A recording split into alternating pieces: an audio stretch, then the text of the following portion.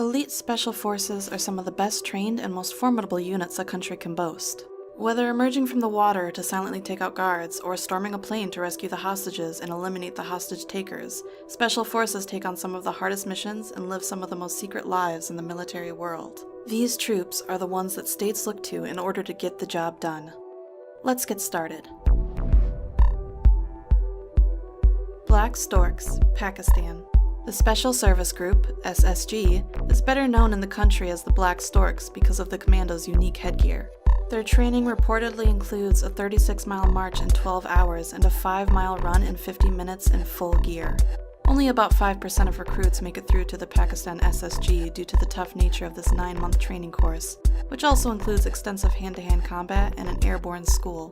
The Black Storks are trained for a variety of environments, including mountain, desert, jungle, and underwater. During the early Cold War, they trained and served alongside U.S. Special Forces, and more recently, the Storks have focused on local anti-terrorist operations, counterinsurgency, and intelligence collection. In October 2009, the commando stormed an office building and rescued 39 people taken hostage by suspected Taliban militants after an attack on the Army's headquarters. JTF-2, Canada. JFT-2 stands for Joint Task Force 2, and it's the jewel in the crown of Canada's Special Forces. They deployed to Vancouver in 2010, ready to intervene if terrorists took aim at the Winter Olympics. This group is trained to handle chemical, biological, radiological, and nuclear threats against the worst-case scenario, when a terror strike proves more than local police forces can handle. It's a unit that can be deployed against a wide spectrum of issues or crises, and it can be very low signature.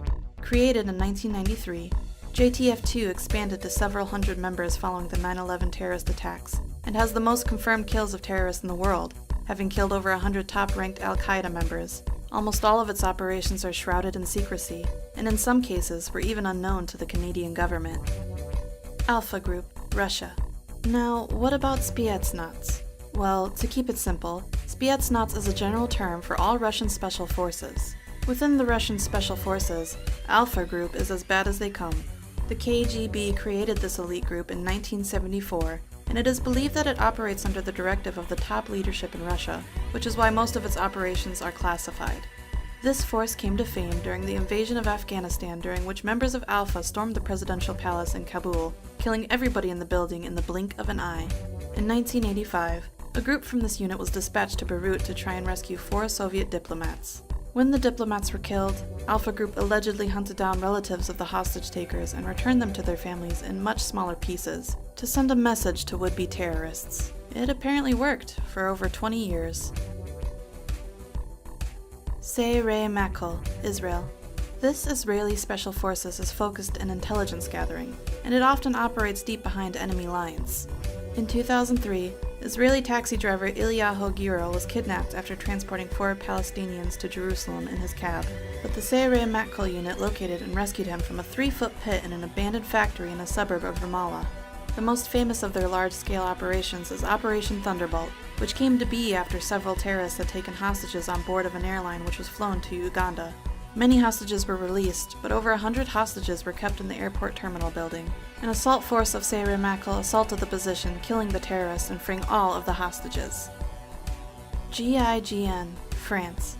France's elite counterterrorism teams are some of the finest in the world and have proven their abilities and bravery over decades of dangerous operations. But unlike many anti-terrorist units, GIGN is also used in arrest of dangerous criminals, countering barricade suspects, quelling prison riots, VIP protection, and other high-risk police operations within France or former colonies. Since its founding, the GIGN has seen consistent action. Its members are considered absolute masters of hostage rescue and intervention, especially in high-density environments like buses, ships, trains, and airlines. Their faces are not allowed to be photographed fully exposed, therefore they're often seen wearing tactical ski masks when operating in public. GIGN is known for innovation in technology applications and tactical methods.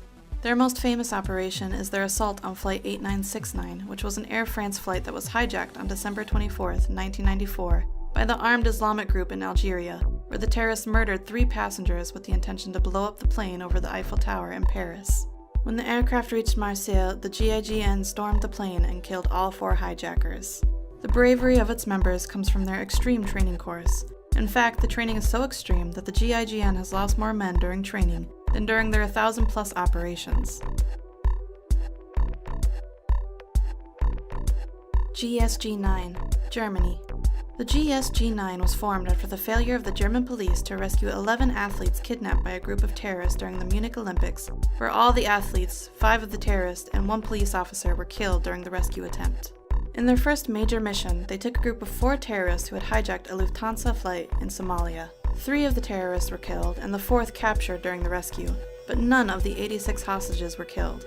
Between 1972 and 2003, the GSG-9 had successfully completed over 1,500 missions, and yet only discharged a weapon 5 times, 2 of which were to shoot the attacking dogs of people they were trying to arrest.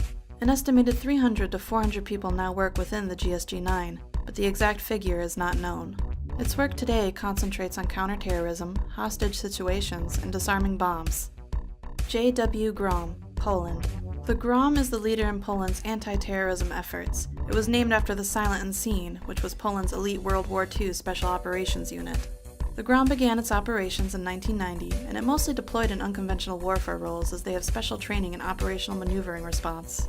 Since the terrorist attacks of 2001, the Grom has been deployed alongside U.S. Special Operation Forces in Iraq, Afghanistan, and elsewhere. During this time, they have developed a close working relationship with the U.S. Navy SEALs and have a well-earned reputation of being one of the fiercest and most competent special forces on the planet.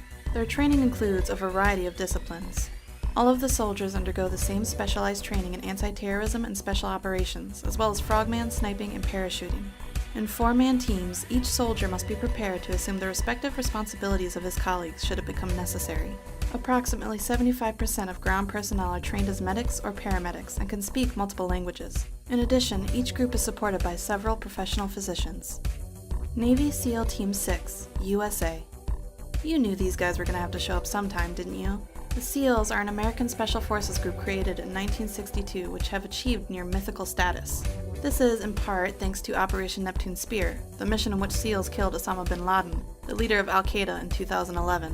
One interesting fact about this mission is that the aircrafts used in the raid were from Area 51. In fact, specially modified helicopters carried Red Squadron of SEAL Team 6 to Pakistan for the raid on Osama bin Laden's compound. The Black Hawks were fitted with top-secret radar spoofing technology, allowing U.S. forces to slip across the border unnoticed. These stealth aircrafts were developed and tested at the infamous Area 51, near Groom Lake, Nevada. SEALs will usually penetrate behind enemy lines and finish their mission before the enemy realizes that they're there. One quality that makes them so effective on land, air, or even at sea. In fact, the word SEAL stands for sea, air, and land, meaning that these soldiers can fight any form of threat, anywhere. The physical and mental strength required to make it in this force is ridiculously high. Training takes over a year, and most applicants can't even get past the physical qualification test, which involves a lot of swimming, push-ups, sit-ups, and running, all accomplished in a very strict time limit. Get past that, and you enter general training. Past that, and you move on to SEAL qualification training, which then opens the door to specialized training. All of this ensures the SEAL members are physically and mentally as tough as nails and capable of undertaking the most difficult operations in the world, wherever that may be. SAS, UK. No other elite special force in Europe can claim to be better than the SAS. The British Special Air Service, known commonly as the SAS, was created in 1941 as a force which could operate behind German and Italian lines and support resistance movements against the occupation forces. The training that a recruit has to go through in order to become part of the SAS is extremely difficult, since in addition to the 40-mile march, the 2-mile swim, and the push-ups and pull-ups, you have to survive in the jungle to learn survival and navigational skills, after which you endure survival practice. The final test is a 36-hour interrogation session meant to break the candidate's will. Not convinced this is better than the SEALs? It may help you to know that the SAS is also trained by MI5 and MI6 security and intelligence services to undertake counter-espionage operations. It's like having a SEAL and James Bond all rolled into one. Their insignia bears the phrase, "Who dares wins." Number 1. Delta Force, USA. Delta Force is a unit unto itself, composed of members from all branches of the military. The force is armed with cutting-edge weaponry, and its operations remain highly guarded secrets, but you can bet they're in the vanguard of any American-led operation.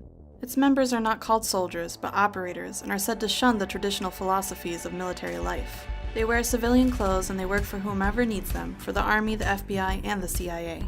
It must be said, however, that neither the United States government nor the military officially acknowledges the existence of Delta Force. It's only in recent years that vague references by the government to the group's existence has been allowed to go uncensored. Since its inception in 1977, stories of the Delta Force's exploits and missions have leaked out little by little, eventually forming a brief sketch of the unit. However, the group has been criticized for undertaking missions that are on the fringe of regular laws governing the military. This causes some to worry that Delta Force has more power and less accountability than any military organization in a free democracy should. Delta Force is funded out of secret government accounts, away from the public eye, and is believed to answer only to the president, making it one of the most, if not the most, elite special unit in the world. Why one of the most when we ranked it as number 1, you might ask? Well, after all, the most elite special forces are the ones that are so secretive that no one knows about their existence. Thanks for watching. If you enjoyed the video, like and subscribe to stay up to date with our newest videos.